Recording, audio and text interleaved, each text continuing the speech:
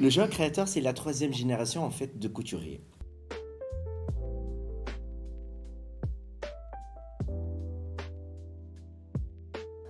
Bonjour tout le monde, très heureuse de vous retrouver pour la 6e émission de la vitrine voyageuse et notre 4e rubrique aujourd'hui avec notre ami Fouad Bhirsi pour le coup de ciseau. Alors aujourd'hui, nous allons parler d'un sujet assez important. Souvent, nous avons tendance à oublier l'importance et le rôle et la responsabilité du créateur dans la mode. Et effectivement, on parle d'une jeunesse, d'une nouvelle jeunesse montante. Et donc, il est important aujourd'hui de mettre quelques petits points pour faire comprendre aux jeunes comment ça doit se passer, justement. Alors Fouad, très heureuse déjà de te retrouver. Je me suis permise quand même d'annoncer le sujet, mais je te cède quand même la parole. Non, c'est bien, au contraire.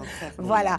Alors, aujourd'hui, tout le monde parle de créateur, créatrice, styliste. J'ai l'impression que c'est un peu le charabia, un peu partout.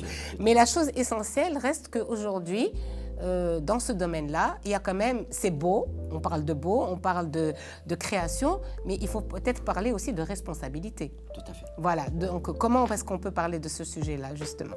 Eh bien, pour commencer, j'aimerais bien par la définition de jeune créateur. Voilà. En fait, la majorité des gens, ou monsieur tout le monde, croient le jeune créateur, ça veut dire un jeune créateur. Pas de Basique. Tout à fait. Le jeune créateur, c'est la troisième génération en fait de couturiers. À l'époque, au début du 19e siècle, c'était des couturiers qui prenaient des étoffes de tissu avec, bien sûr, un mélange et un mixage des tissus nobles, Oui. qui le fabriquent et le réalisent sur le corps directement. Il n'y avait pas les mannequins, il n'y avait pas le travail du modélisme sur la table. C'est vraiment le travail du tailleur.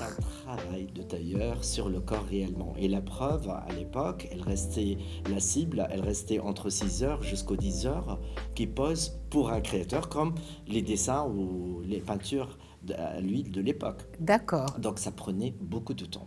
Et donc les couturiers, ils essayent bien sûr de créer de nouvelles finitions et de nouvelles façons à faire la couture à main. Donc c'est ce qu'on appelle donc la couture sur mesure en fait. Sur mesure et à main. À main, Il n'y d'accord. avait pas la machine à coudre, il n'y avait rien. Donc tout est fait à la main, d'où on parlait du secteur haute couture, Voilà. que maintenant n'existe pas. Ah, on n'existe pas, on n'existe plus du tout. Il n'existe plus, il reste uniquement destiné pour quelques maisons de haute couture qui ont la possibilité de travailler tout à la main. C'est une question économique, on va dire. Tout à fait, Néla.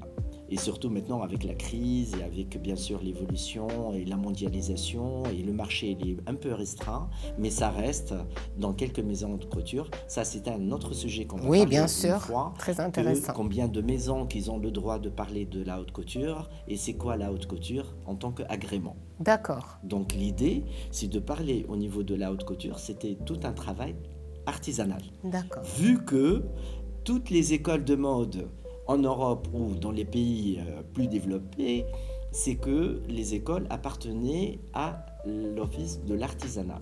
Sauf que dans nos pays à nous, il est avec le ministère professionnel. Ça, c'est un autre sujet qu'on veut suggérer aussi. Alors, quelle est la responsabilité aujourd'hui justement du créateur ou créatrice, on va dire, de mode? Pour cette raison, je veux finir avec la deuxième génération, Oui. qui sont les créateurs. D'accord. Donc, les créateurs, ça a commencé avec Frederick Worth, après avec Poiret, jusqu'au Chanel.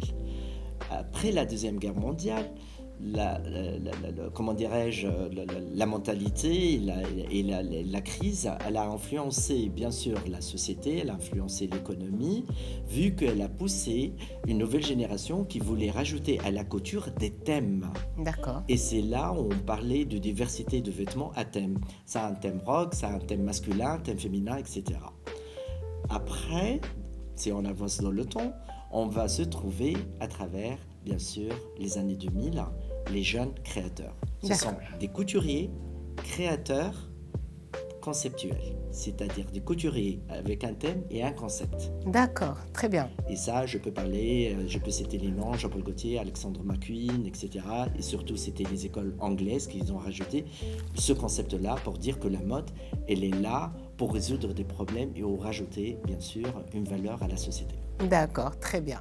Bah écoute, je te remercie. Aujourd'hui, c'était vraiment parler justement des jeunes créateurs, comme on a là cette appellation qui est souvent bafouée, en espérant justement que là, dans notre prochaine rubrique, nous allons vraiment approfondir par rapport à leurs responsabilités Tout à fait. et justement leur responsabilité de différencier Tout à fait. entre Expliquer encore expliquer, mieux. voilà, entre le concept de créer et le concept de concevoir, ou justement de mettre une idée générale par rapport à tout ça. Je te remercie Foued et on se Merci, retrouve Anne. pour la prochaine fois. Merci.